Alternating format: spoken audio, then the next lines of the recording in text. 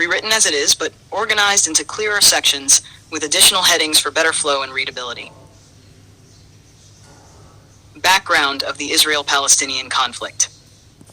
The Israeli-Palestinian conflict, rooted in the early 20th century, centers on competing claims to land and national aspirations. The 1948 establishment of Israel, seen by Palestinians as the Nakba catastrophe, displaced hundreds of thousands of Palestinians, setting the stage for decades of strife. The 1967 Six-Day War saw Israel occupy Gaza, the West Bank, and East Jerusalem, territories Palestinians claim for a future state. Subsequent peace efforts, like the Oslo Accords, 1990s, failed to resolve issues such as borders, Israeli settlements, and the right of return for Palestinian refugees. Rise of Hamas and Gaza blockade. Hamas, founded in 1987 during the First Intifada, emerged as an Islamist resistance group against Israeli occupation. After winning Palestinian elections in 2006 and seizing Gaza in 2007, Hamas faced a blockade from Israel and Egypt, fueling cycles of violence. Hamas, labeled a terrorist organization by Israel, the US, and others, combines militant operations, rocket attacks, suicide bombings, with social services in Gaza. Its political leadership, based in Doha since 2012 at the US's behest, has made Qatar a hub for ceasefire and hostage negotiations.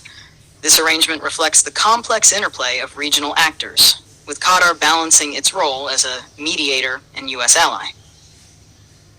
Hamas's October 7, 2023 attack in Gaza war. On October 7, 2023, Hamas launched a brutal assault on southern Israel, killing approximately 1,200 people, mostly civilians, and taking over 250 hostages. The attack targeted communities, a music festival, and military sites, marking it as the deadliest in Israel's history. Israel responded with a massive military campaign in Gaza, aiming to dismantle Hamas's infrastructure. The Gaza Health Ministry, run by Hamas, reports over 40,000 Palestinian deaths, with widespread destruction and a humanitarian crisis. Both sides face accusations of war crimes from bodies like the UN and ICC, with Israel criticized for disproportionate force and Hamas for targeting civilians. Regional involvement and mediation efforts. The war has drawn in regional actors, including Hezbollah in Lebanon, Houthi rebels in Yemen, and Iranian proxies, escalating tensions. Qatar, alongside Egypt and the US, mediated a November 2023 truce that freed over 100 hostages, but subsequent talks stalled. Hamas demands a permanent ceasefire and Israeli withdrawal, while Israel insists on neutralizing Hamas's military capabilities. The Doha strike, Israeli aggression in Qatar. On September 9, 2025, Israel executed a military strike in Doha, Qatar, targeting Hamas leaders, including Khalil al-Hayya. The operation, involving airstrikes or explosions, caused significant damage, with reports of smoke and rubble in the capital. At least 6 people were killed, including Hamas members and possibly a Qatari officer, though Hamas claimed its leaders survived. This unprecedented attack on Qatari soil, a U.S. ally hosting the Al Udeid air base, was justified by Israel as a counter-terrorism measure. Prime Minister Benjamin Netanyahu likened it to global responses to threats like 9/11, emphasizing that no one is immune from Israel's reach. Finance Minister Bezalel Smotrich further boasted of Israel's ability to strike anywhere. Arab and regional reactions. The strike violated Qatar's sovereignty and has been widely condemned in the Arab world as an act of Israeli aggression. Qatar's Prime Minister, Sheikh Mohammed bin Abdul Rahman Al Thani, called it a heinous crime and accused Israel of destabilizing the region. The attack disrupted Qatar's mediation role, with rescue operations ongoing and Qatar engaging Gulf and regional partners to formulate a response. Egypt warned that similar actions on its soil would provoke severe consequences, and Arab leaders expressed solidarity with Qatar, potentially threatening Israel's normalization efforts with Gulf states. Critics of Israeli policy. Critics argue the strike reflects Israel's broader agenda to assert dominance and suppress Palestinian resistance, often framed as targeting Muslim terrorists to justify actions that disproportionately affect Muslim populations. Some view this as part of an ideological campaign to marginalize Muslim voices and bolster a Jewish ethno-nationalist state, particularly under Israel's right-wing leadership, which includes figures like Smotrich, who advocate for settlement expansion and reject Palestinian statehood. U.S. hypocrisy and complicity. The United States has been Israel's staunchest ally since 1948, providing billions in military aid, diplomatic cover through UN vetoes, and intelligence support. During the Gaza war, the Biden administration, until January 2025, supplied weapons while urging Israel to minimize civilian casualties. Under President Trump, who took office in January 2025, the U.S. continued robust support but publicly criticized the Doha strike. Trump reportedly learned of the attack through U.S. military channels, not Israel, and called it not wise, expressing frustration.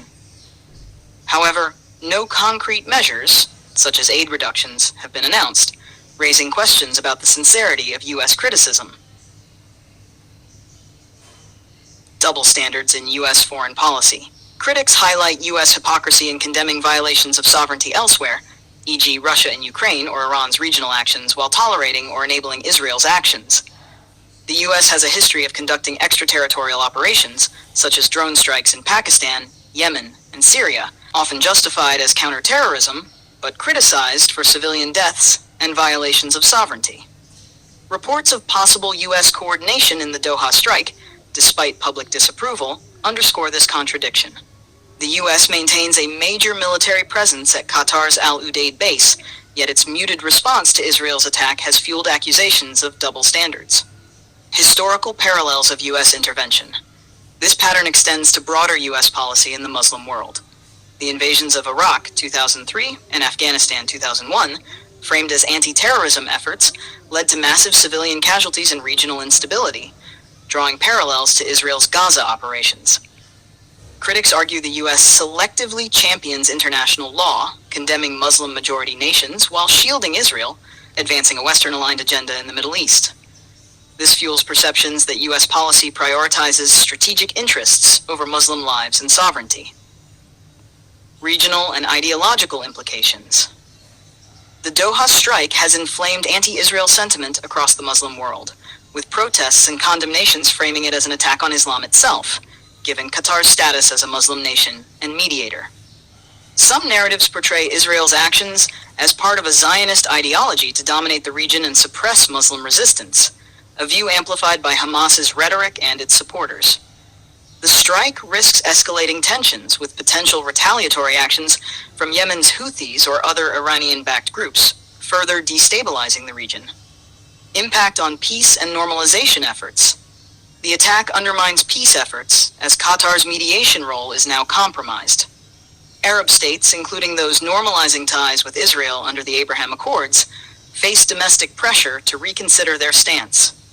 The strike's timing, amid stalled Gaza ceasefire talks, suggests an Israeli strategy to weaken Hamas at all costs, even at the expense of alienating allies like Qatar and straining U.S. relations. Conclusion. The Doha strike exemplifies Israel's aggressive approach to Hamas, extending its military reach into a Muslim-majority U.S. ally and disregarding international norms. This action, coupled with the U.S.'s tepid response despite its strategic interests in Qatar, highlights a pattern of selective outrage and complicity. The broader conflict reflects deep-seated tensions, with Israel's actions often perceived as targeting Muslim populations under the guise of security, while the U.S.'s inconsistent stance fuels accusations of hypocrisy. The strike's fallout threatens regional stability, undermines peace efforts, and deepens distrust across the Muslim world.